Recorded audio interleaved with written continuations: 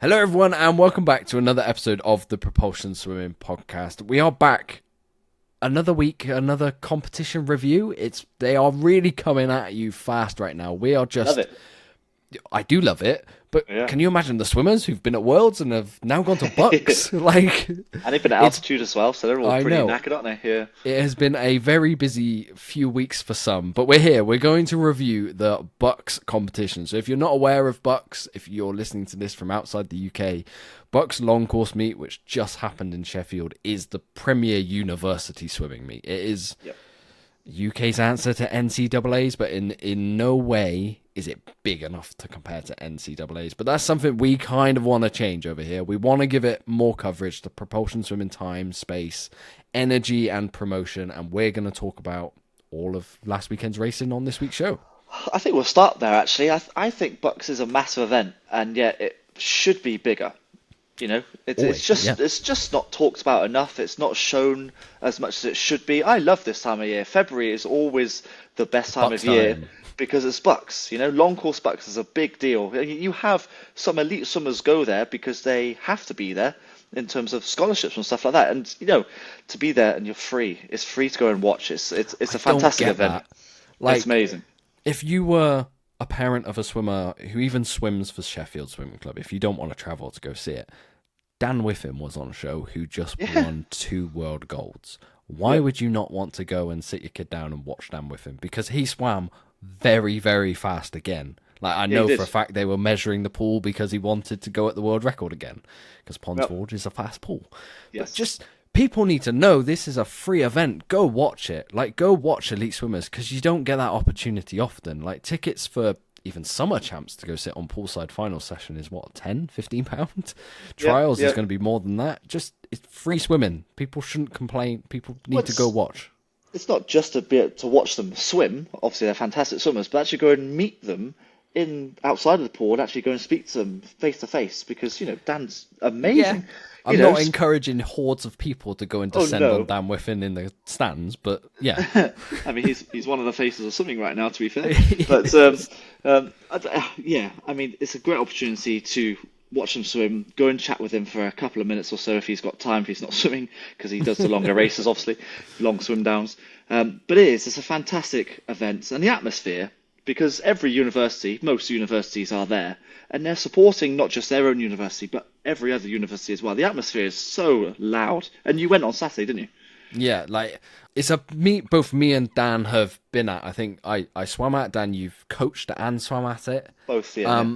And like, I had a Saturday free. My wife gave me free reign of childcare, and I couldn't not go up and watch and go see some of the best swimmers in the country. Like, it was an amazing opportunity to catch up with coaches ahead of trials, like how everyone's getting on, and then just to see some, like, in some instances, very, very fast racing in the Yeah. pool. Yeah, it's good to see actually. And forget now, I kind of alluded to it earlier that these swimmers, the top university swimmers, have to swim well for their scholarships or uni standing in some sort of way. So they can't just go into the meet and just plod and there you go, I'll get a medal of whatever color it is. No, these guys actually have to win because that might be part of the agreements to get funding, for example. I actually don't know, but that's just a random guess. But I feel like that's probably true in some aspects. So it is always fast racing. Yeah. Now, before we get into that fast racing, I have one criticism of BUCS Okay. on my experience this weekend. Okay. It's a small one, but I was poolside. I was at the meet. I've been searching the written articles afterwards. I found it quite hard to find out the standings. Like, it is a team competition, Standings as in results. as in, like, where the universities came in terms of, like, Positions. first, Okay. like, yeah, like, first is all. It's not always going to be Loughborough. It's actually getting very close between them and Stirling. But that's all I ever see. And I'm like, well, who came second, third, fourth, fifth? And to find out for this podcast, because I wanted everyone to know, I had to go back and watch the live stream of the announcement in the venue on the Sunday night. I just would love, it is a competition which has this team aspect. I would love for it to be leaned into a little more and see a live scoreboard in the pool of where the standings are. The biggest comparison, I suppose, is It's the going over to NCAAs. America. Is the NCAA's, and of course that is effectively like a perfect meet, isn't it? It's a perfect team atmosphere, and that's really what BUCS should be about. Yes, I suppose it's about the Some of the summer and individual hitting a swimming's good. time, and yeah, it has to be, doesn't it? But ultimately, it should be about the team and the points gained, It adds and so what much. and what you need to. If you finish fourth in a certain race, then that actually boosts you above the next team on the overall standings, those sort of things. And then it forces swimmers to be able to swim fast. A bit like Arena League, I suppose. Every point counts. Well, a Doesn't bit it? like county teams. County teams, Yeah, when you're there exactly. in Sheffield, actually does an amazing job of keeping you up to date constantly of the standings, because there's always a rolling scroll bar at the bottom Yes, of the yes. big screen in Sheffield. Yeah. That's what's needed. Like, I need to know, oh, Loughborough got 10 points for... I actually have no idea how much a swimmer Yeah. won for first. Yeah. Like, we cover swimming, we should know this. Like, it should be plainly obvious. It's the age-old story of swimming shooting itself in the foot, really. Well, yeah. But for everyone, I am going to go through the standings. So, in first place on the men's side was Loughborough with 389 points. Second place was Stirling with 363 points. Edinburgh were in third with 339. Swansea fourth, 296. And Bath, 271 in fifth.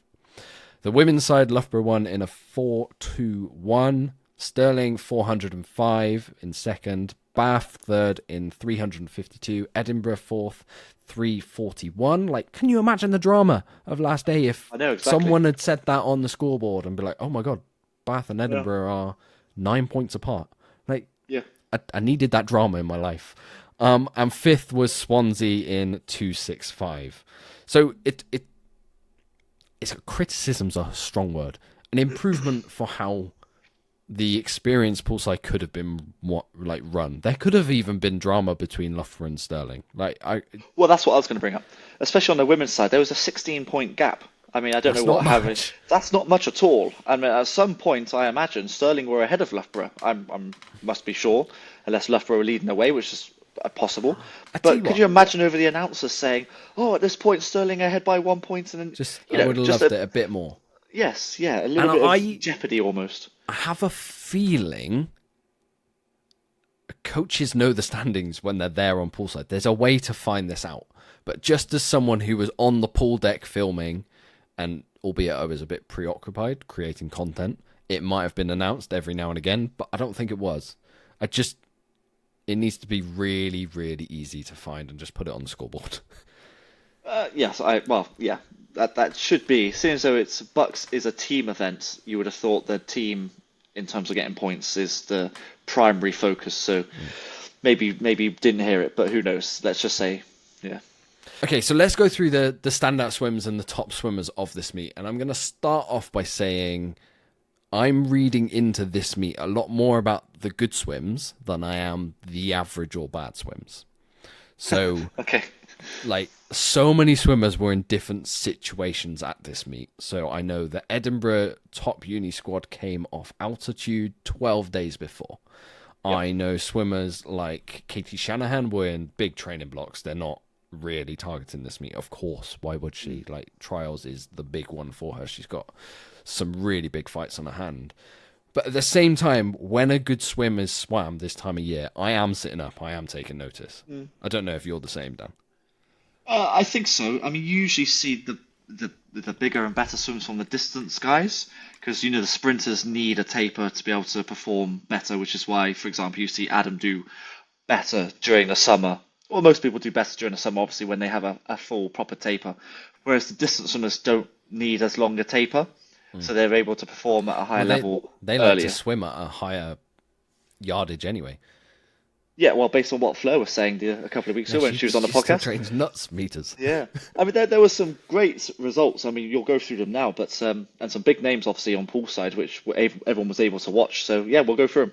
Yeah, let's first talk about the guest swimmers, because this is the one aspect from BUCS I actually love. It brings even more attention to heat swimming, which, Yes, yeah, as me and you know, at BUCS can be slow at times, because the top swimmers know it's fairly easy to make a final, because the depth isn't there. It's coming. Don't get me wrong. But to see James Guy, Max Litchfield, Lewis Burras swimming in the morning and swimming fast, to me Yeah. was good. And I'll talk about Jimmy's times to start with. For him to be going a 1:46.8 in the 200 free and a 49.2 in the 100 freestyle, which is actually a PB, I know, that's amazing. I'm buzzing for trials. There's been chatter about Jimmy in the 2-3 being right up there, and I'm believing it. The more I see, and now I see the times on paper, I'm believing it. I suppose a direct comparison, let's compare him with Duncan. So Duncan went 1:45 at Worlds. So Jimmy's the second off Duncan. But I think the biggest comparison is where Jimmy is now compared to where he was last year. So at trials in the final, that's the fastest he went in 6 years, I think it was. And he went at 1:45. So the fact that he's the second off that already, definitely not tapered. Definitely No. not. I think that bodes well. I know it's a bit weird seeing a 100 free PB, but how often does he swim a 100 free? He does it in the relays, but he doesn't swim it as an individual, and he never leads off relays, does he? He's always been sort of an anchor, isn't he? But I think that bodes well for Jimmy. Really well. The 200 free is already exciting anyway at trials, and I think that's built more excitement based on that swim. We'll get into that. There's now 5 weeks till trials. We've got time. It's coming. Yeah. That build up to the 2-3 is coming. Looking forward to it. Max Litchfield, I guess, is the other kind of standout of the guest swimmers. And I saw him in the 4am. He backed up his 4:10 at Worlds, where he won silver with a 4:13. I think that was really impressive, especially off the mental come down of Worlds and his first Worlds medal. To go a 4:13 off Doha travelling and a morning swim, that's a good time. Well, I suppose it probably is because obviously he's psyched himself up for Doha, and now he's on you used the word come down, which is a bit weird, but let's use it for now. So he's brought down his mental state, I suppose, so the stress levels have probably been released a little bit, so he's relaxed a bit more, I'm assuming. And the fact that he's gone a similar-ish time, and obviously trials again is the main aim. You said it about Casey Shanahan. I think it's a solid time. It is a solid time. Let's talk about the swimmers then who impressed on the BUCS side of things, not the guest swimmers. And I'm going to start on the female side, and I'm going to kick things off with Honey Osrin. Oh, yes, have to. 2:08, 200 metres backstroke at this time of year is very, very impressive. And then I'm going to throw into the mix that she went a 2:08.48. The nomination standard for the Olympics for British swimming is a 2:08.9. Oh, so she's under it. I thought it was 2:08 low. She is already under it, which will have caught a lot of people either by surprise or they've not seen it. We have another 200 metres backstroker in this country, and if I know Katie Shanahan will race it, if Freya Colbert races it, there is one hell of a fight on their hands to make the Olympic team now. There's 3 girls who are very capable of making that squad. Oh my gosh, very capable. I don't know if Freya races it with her schedule, but that remains to be seen. But I think Katie is obviously going to race it, like you say, but throw Honey Osrin in there, and if she mimics that time in trials, she's going to the Olympics. Yeah, all she's got to do is do that again. That is amazing. Yeah, I thought it was a 2:08 low, but it's a 2:08.9. She's under the time. That's amazing. That's caught me by surprise. I knew it was close. I knew it was a very good swim, which is why I was excited that you brought her up first. But the fact that she's under the nomination time already, I mean, she could potentially go a high 2:07 and actually challenge Katie Shanahan for gold at trials based on the way she's going at the moment. Very exciting stuff. Love it. Another female who impressed was Kiana McInnes. So we spoke to Laura Stevens last week, and her 2 fly in Doha was a 2:07 low, if I remember correctly. 2:07, so Kiana McInnes went a 2:08, which is very close to the nomination standard of 2:07.9. So again, another swimmer who has just built massive confidence heading into London in the fact that she's very close to that standard. And it wasn't like the 200 was her only impressive swim. I think she went a 58 point for the 100. And she set a Scottish record in the 50, Yeah, I mean, you've got now a couple of girls, 3 off the top of my head, who can now go 2:07 for a 200 fly, which means, unfortunately... So you added Emily Large into it, Emily Large and Laura, of course, which means, unfortunately, one of those girls won't be able to make the team, which is that's going to be very unfortunate when that race turns around. But the 100 fly is right up for grabs if you throw Laura in there. You've You got Kienna in there. There's a number of girls, but the Scottish record was the thing that stood out for me. She seems to be knocking down this 50 fly Scottish record every time she gets in the pool at the moment. So that's good to see. Which is interesting when we're looking at these times and going, the 200 is where she makes the team, and yet she's hitting records in the 50. Yeah, it's strange, isn't it? And of course, 50 fly this year, especially, is kind of irrelevant because there's no 50 fly at the Olympics. So, yeah, I don't know. Maybe it's just a practice of that early speed, which she's obviously very good at. And it's, yeah. Where else do you want to go then? A few other girls to mention. Fleur Lewis again looked really impressive in the 15. I don't know if she was entirely happy with the 8, but a BUCS record in the 1500. And I think the fight between her and Amelie at trials is another one that I've got. Like, I tell you what, when trials preview comes around, there's so many events which are circled that we're just going to highlight the whole lot. Oh, I think that's the way we do it normally anyway, isn't it? It is. We pick up every race. And to me, the female swim.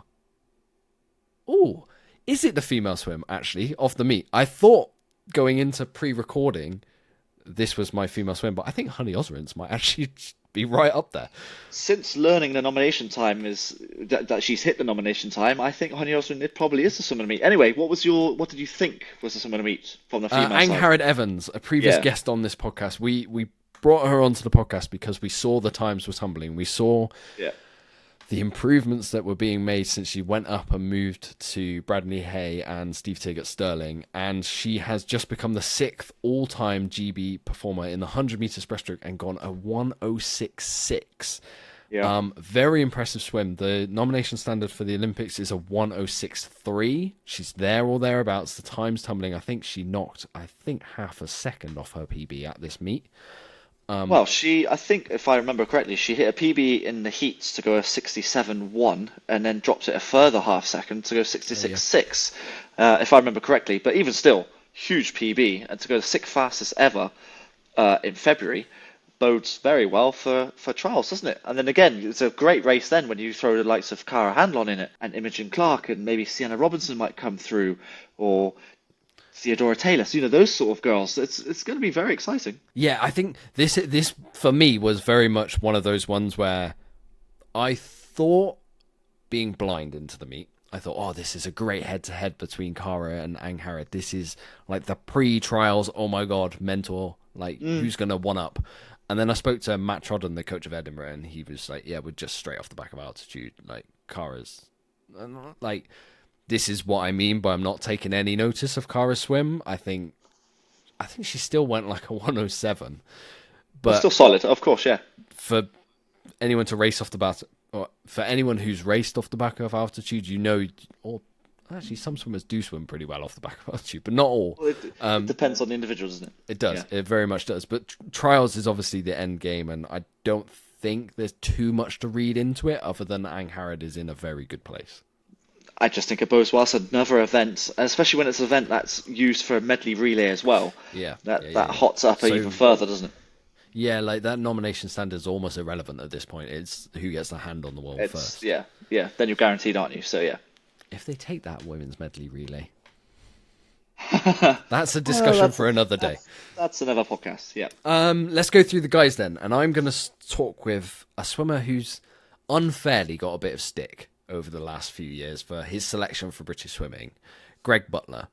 To me at BUCS, this was one of the best swimming meets I've seen him, actually. He went a 60.6 in the 100 meters breaststroke and looked really, really strong. The last 50 meters was really impressive. He swam away from Archie Goodburn quite comfortably in the end.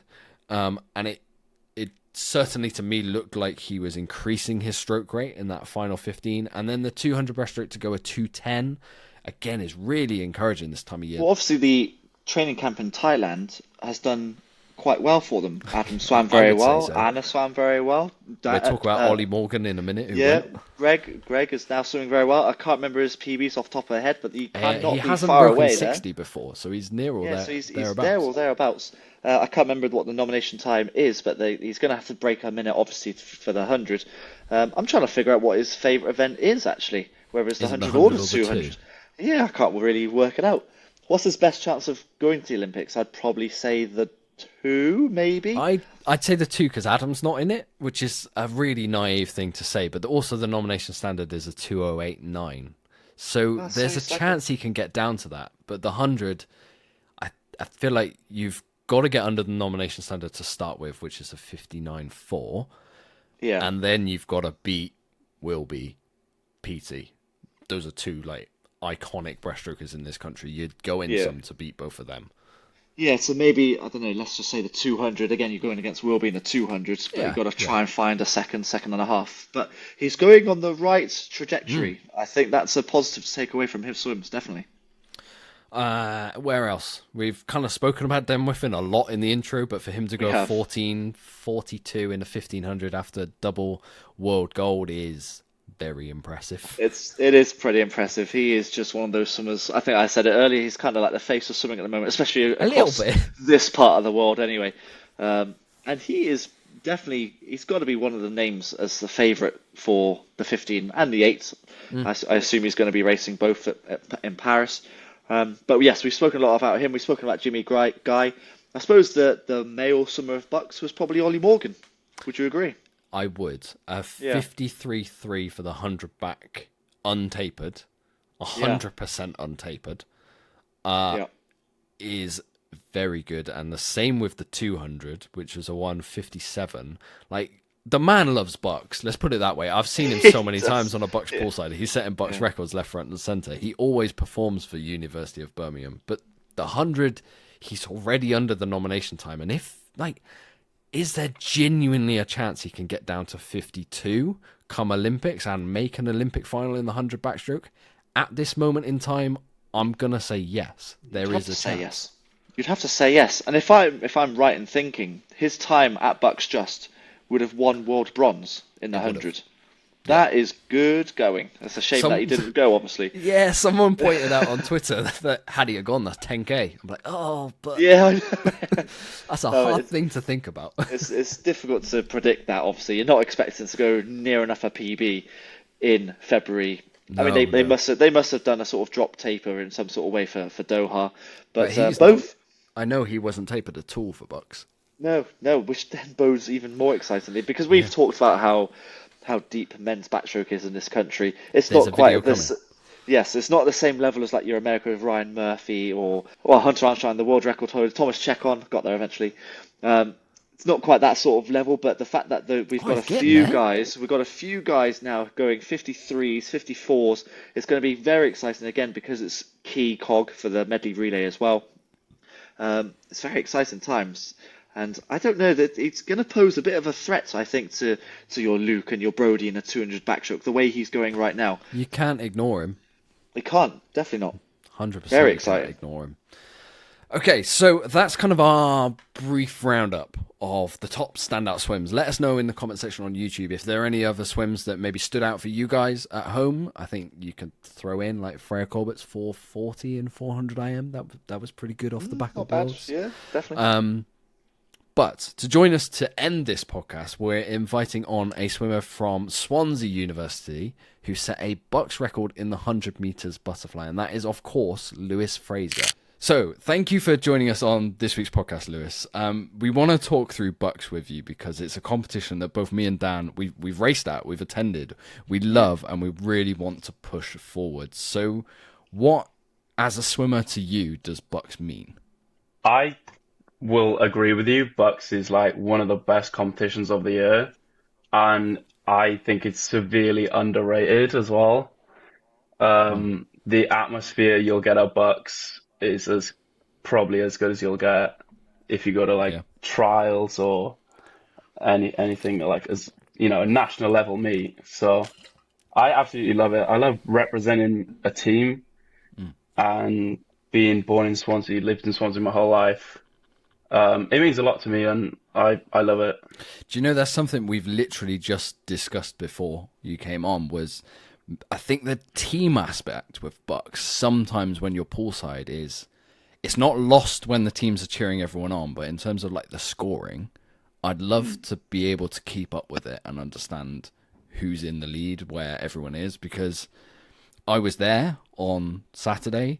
and I spent the whole day poolside. I didn't hear the standings announced once when I was on poolside, so it was kind of hard to keep up. Are you able to keep up as a swimmer when you're there?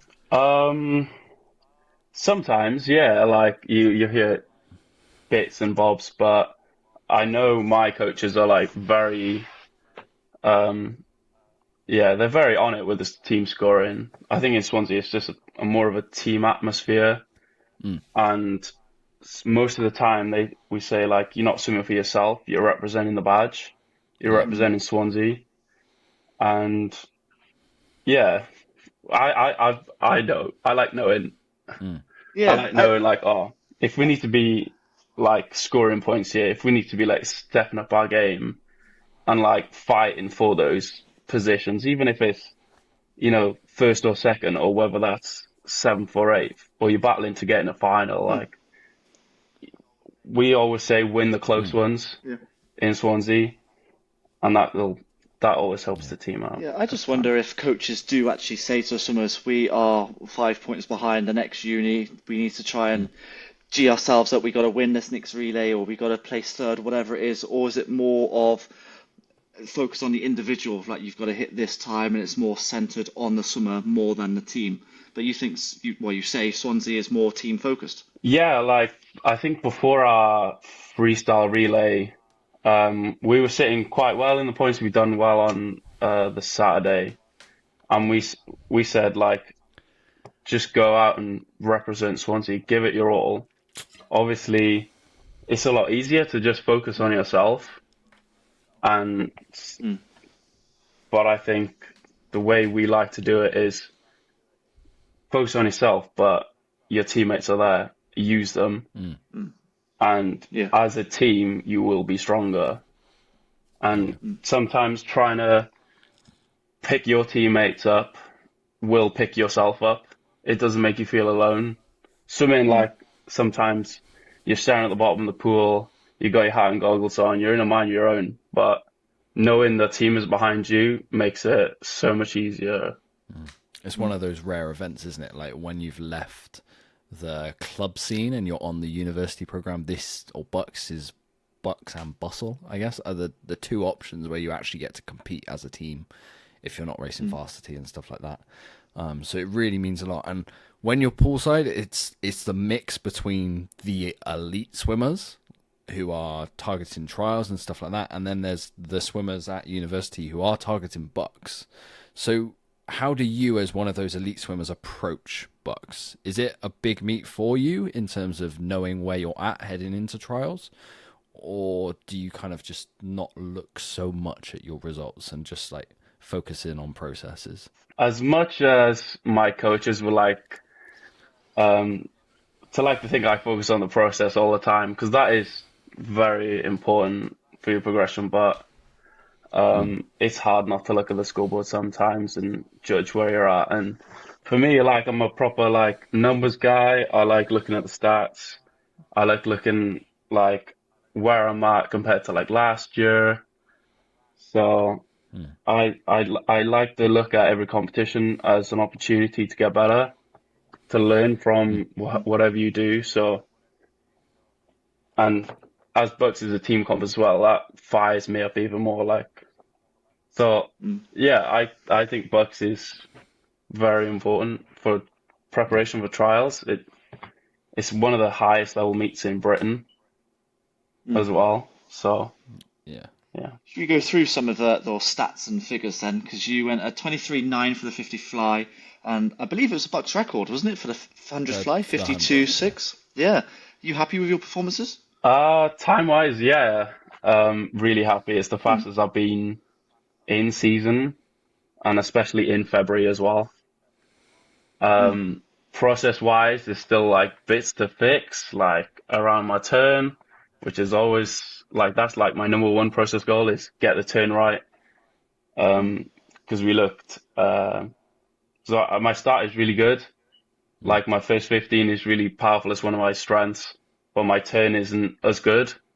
So that's one of the things we really focus on with me, is hitting that turn hard, hitting those 12 kicks. I know, like, out the turn, because that just carries momentum then all the way back home. Is it the speed going into the wall or out of the turn that is the bit that needs work on most? Probably both, as always. Oh, okay. I'm never really satisfied with, oh, that's good enough. So yeah, Yeah. trying to spot the wall perfect and more consistently, and then just being disciplined with 12 kicks off the wall.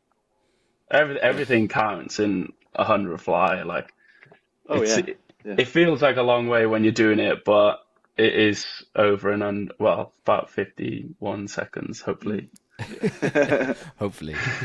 So, Hopefully. like, I guess people who will have heard your name before will probably know you more specialist-wise for like the 50. So what have you been doing, and we spoke about this on poolside at BUCS, to get yourself up to the 100 fly? Yeah, maybe a shock for everyone, but my main event has always been 100 fly since the age of 17. What some other people don't know is I was a breaststroker up until 17. Yeah, because you got some Welsh records for breaststroke recently as well, didn't you? Yeah, a bit of a surprise, but yeah, I still got it. It's in there. Not that we focus on it a lot, but I really like doing breaststroke still. It's like the one I've always cherished in a way. Like the 100 fly is the one where I'm most suited to and probably the one I'm best at. But the breaststroke is more fun, I think. So what are you doing in your training right now then for the 100?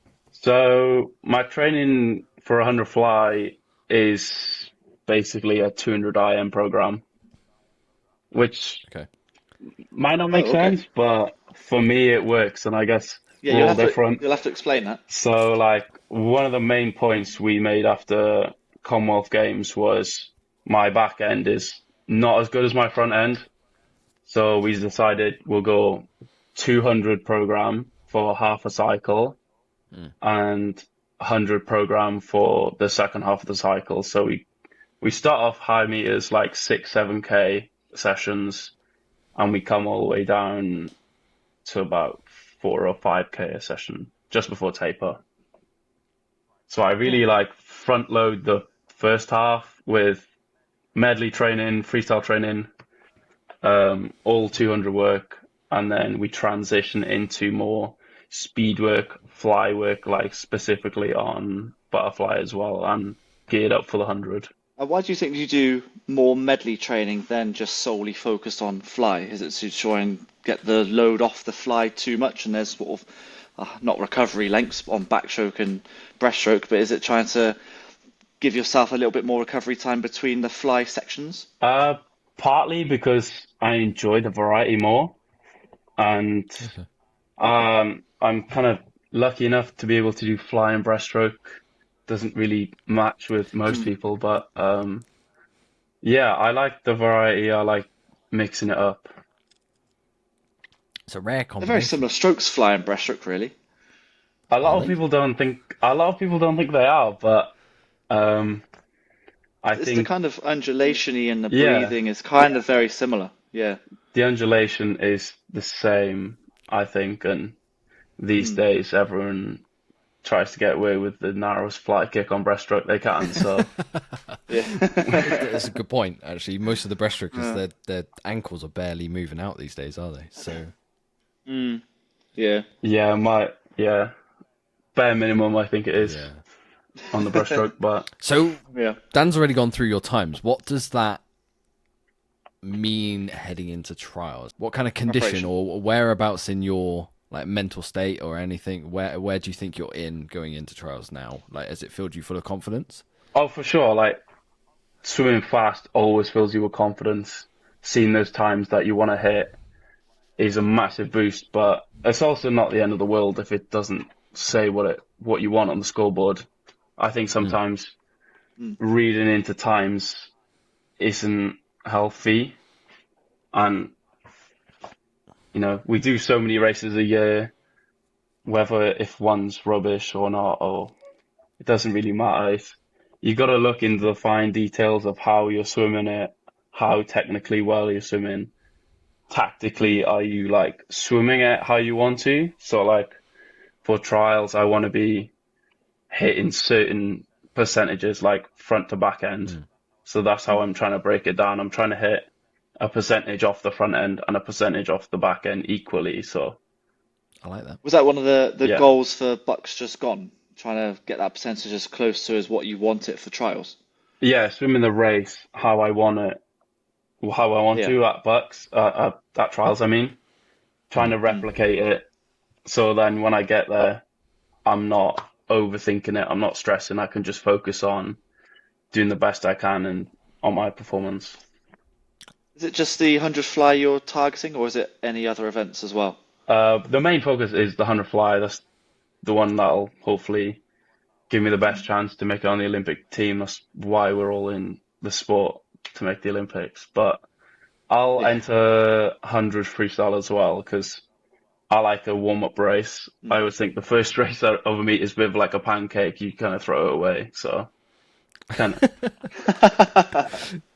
I like that. We'll quote that. Yeah. So we're like, what is it, like 4 or 5 weeks out from, I think 5 weeks from the point of recording this, out from trials. What's the mentality like in the squad right now? Are you thinking about trials, or are you thinking training? And when do you start looking at what's around the corner? I think I'd be lying if I said I wasn't looking around the corner already. The whole focus this season since September has been Olympic Games, and trials is the only way to get there. So yeah, I'd say training is going pretty well. I've just finished my 200 program work, so this is like the first week of the 100 stuff going into, like you said, the last 5 weeks. But our coach keeps reminding us, Stu McNary, there's like 41 days or something, but 2 weeks of that is taper, so that's minus 14. And then if you count weekends, you minus another couple. So like there's something like 12 days of work left. And that is more scary than 5 weeks. It's an interesting So attitude from a coach to like put it out there like that, like almost to remind you. Like I can imagine some might avoid that conversation almost. Yeah, is that kind of nerve-wracking? Or does that sort of build up a little bit of pressure inside you in some sort of way? yeah, Good pressure. it is scary, but you're not gonna get better if you're not put under pressure. You're not like worrying, and it's more of a mental thing to make every day count. And when Yeah. you turn up, it's only like a little bit left. Oh, we've only got so many sessions left. So it's Yeah. like we turn up, we make a difference, and hopefully we'll see the difference in a couple of weeks. This is the difference Yeah. between an elite swimmer and me and you, Dan. We just hear like 40 days left. What have we got to do? Yeah. Yeah, I'd hate it. I don't know. But then when you break it down like that and you take away 14 and then the number comes smaller and smaller, so like Lewis was saying, like 12 days, you think, oh, well, 12 days, I can make it. I can do it. So that's the way I think I would approach it. And I assume, Lewis, you're kind of the same, like sort of 2 weeks left and then we can kind of bring the intensity down. Yeah, like the work is still going to be absolutely 100% giving it everything all the Of time. course. Yeah. But it's nice to know the light is at the end of the tunnel. All the winter training, all the early mornings waking up in the dark, coming home in the dark. It gets better from now It on. will Yeah, pay yeah. off. Yeah. Yeah. Are you a swimmer who really enjoys the taper? To be honest, it doesn't really matter. I think the Okay. time comes when it's ready. Sometimes that you can have the best lead in, and for whatever reason it doesn't come off. Like, but sometimes you don't know how you're gonna do. You're like, oh, I've missed this or missed that, and you surprise yourself. So, what I did last year, really. I You're going into trials with a certain aim and something that you'll be happy with. I know it sounds like a bit of a Other stupid than the question because it's obvious. Other trials. than the obvious. Obvious, yeah, yeah. Is there something that you're personally aiming for outside of the obvious? Yeah. Yeah, I think a lot of people can be caught up with the obvious sometimes of it's the Olympic year and all. But in reality, that's not going to come off for a lot of people. And that is a scary thing, and it's like a bit of a sad thing as well. But the way I want to look at it is I've set myself a goal of the nomination standard, the time. If I get that, I can walk away happy, and I can walk away saying I was good enough to go, but probably someone is better. And that I can go home happy with that. Just keep what's That's a good mindset. Not probably after a day of being annoyed, but Yeah. Just in the grand scheme of things, setting yourself goals that you can achieve and not goals that are out of your control, Yes. Yeah. I think is a healthier way of doing it. 100%. Yeah. Now, Lewis, I know you came prepared to this podcast, so I kind of want people on the visual on YouTube to see the notes that you actually came with, because you listen to the podcast and you know what's about to come. It's the quick fire questions to finish. Yeah. I made a cheat This is sheet. the most with my organised guest answers we've on. ever had on to this podcast. So I'm going to kick things off. What is your favourite event in swimming? 100 breaststroke short course. Nice. Who is your swimming idol? Jason Lazak, It's a good Oh, one. nice. relay Haven't had that one. specialist. Yeah, absolutely. What's your proudest moment in swimming so far? Hearing the Welsh national anthem at Youth Commie Games. What's the hardest set you've ever done in training? Oh, I'm still weighing up with two, but I'm gonna go with probably the You harder can one. hit. You can hit us with two. So probably the hardest set is 2 rounds of 400, 300, 200 as like 50 below, 40 below, 30 below, just freestyle, into 7 100s fly VO2, so that's 10 below. Twice. 2 rounds of that. And that one scars. That one hurts. Which coach gave you that? I think it was both Stuart and Adam last year. Okay. And then like the other one is Brutal. like the 3MT test we do, which is just 3 minutes flat out fly.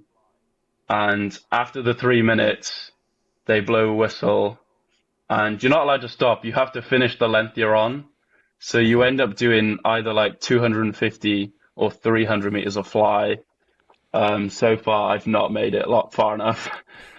So, But Oh, really? you're not allowed to pace. Yeah, I That was is gonna the say. thing. You have to be flat out from the start. Just So all- like by the end, I am like vertical doing butterfly, and it's like embarrassing. oh god, But are you getting that one's scared. I'm scared. Like Are you for that getting set. lactate tested after that as well? Yeah, we have all the testing for that one. It's like How designed high to like, does that go? oh, too high to like. I can only imagine. A final question then to get you to know you a little bit away from a swimming pool. If you were to go on a road trip, there's 3 spaces in the car. You can take friends, family, celebrities, dead or alive, anyone you want. Who would you take with you? So outside of the pool, I'm an absolute like sport nerd. I follow loads of sports, so my road trip would be a proper adventure. I'd have Rory McIlroy to play golf with. I'd have Adam Ondra to go climbing with, and then Tadej Pogacar to go cycling with, although he'd probably drop me on every climb, but we'd have fun. The newest name in cycling. Wow. Oh, amazing. Yeah. Well, Lewis, look, best of luck for what's to come with trials, and a massive congratulations on the BUCS record in the 100 meters fly. You're certainly moving in the right direction, and thank you so much for joining us on this week's episode of the Propulsion Swimming Podcast. No, thank you very much for having me on. It's like a proper pinch me moment, like Mum, I made it. So it's an absolute privilege to come on. Thank you very much. That It still doesn't. still sounds Yeah, weird. it's still weird that's for us never when gonna people sit. say that, but Yeah. we appreciate the sentiment. Yeah, thank you very much. And again, congratulations on that BUCS record for the 100 fly, and fingers crossed on that 100 fly at trials that you hit the nomination time. We'll be supporting you all the way. Very much Thank you. Very much a race we're looking forward to. Okay, Dan, to round up this episode of the Propulsion Swimming Podcast, I don't think we need to review too much on what Lewis said. I think he spoke really well about how he's targeting the 100 fly. I genuinely, I thought the 50 was his strongest event, but Sounds like the 100 always has been. And I'm really interested that a 2IM program is how he's training for it. It's kind of, I kind of want to say like the way he swims and the fact that he's very good at breaststroke and butterfly is like Michael Andrew-esque. Like Michael Andrew can do both those strokes, but for Lewis to be training a 2IM is very different to what Michael Andrew does. Well, his reasoning was quite valid, to be fair. Yeah, keeps the it fact that interesting. it keeps it interesting, it breaks it up. After if you just continuously do 50s, 100s fly, I imagine it gets quite tedious. So the fact that he's mixing it up with all the other strokes and still doing like the aerobic base and VO2 and all that sort of stuff, but it keeps his mind occupied, I suppose. I mean, you saw the planning that he had for this podcast. I mean, can you imagine the planning he has like for his like sets diary or food diary, stuff like that, so that was interesting. That was probably my biggest takeaway, to be fair, the 200 IM set or program. Absolutely. As a whole, like the BUCS experience, I was grateful to be on poolside. It's something we've spoken about it before on this podcast. It's a meet that we know we need to do more as a social media network outlet to cover the meet, because the swimmers who go and the time, we've just gone through the times, they are faster than nomination standards at the Olympics, needs to be talked about a whole lot more. And that's something we're pushing to do the best we can. It's hard when we've got full-time jobs and we're spending our own money to get to BUCS, but it's something we are firmly committed to doing, and we will definitely be there again in the future. Absolutely. I mean, I'm just going to kind of copy what you say. We think BUCS is a massive event, and it should be bigger, on par with, roughly speaking, NCAs over in America. It's the British equivalent. So that's what we're trying to make BUCS be. More media, more content, more. Well, that would be amazing. But we love it, and that's the reason why we're trying to push it out to as many eyes as possible. Absolutely. Now, I know over the next few weeks in the swimming sphere in the UK, it's very busy. So I want to end this podcast by saying good luck to all of the swimmers who are likely racing at the Arena League finals over in Cardiff next weekend as this podcast is heading out. Best of luck to you guys. Me and Dan, the next competition, we're definitely confirmed that, is the Edinburgh International. And then we are on our way to... trials, essentially. We're racing on into it. The next week's episode, we have a fantastic guest of a young swimmer who's coming through on the scene. And if I just tease and say she swims for Leeds, I think that's all you need to know. Tease complete, I guess. Yeah. I think that probably gives it away for most, but a very exciting conversation on the way. If you haven't subscribed already, please do so on Apple Podcasts, YouTube, and Spotify. And me and Dan will see you in 7 days' time. Thank you for listening, everyone. And my Wi-Fi will be back next week as well, hopefully. So fingers crossed. Thank you for listening, everyone, and we'll catch you on the next one. You've been listening to the Propulsion Swimming Podcast with Scott and Dan. We want to thank you for joining us and invite you to subscribe to the show, as well as checking out the Propulsion Swimming YouTube channel for weekly tutorials and videos to get your swimming fix. We will be back next week. Until then, we'll catch you on the next one.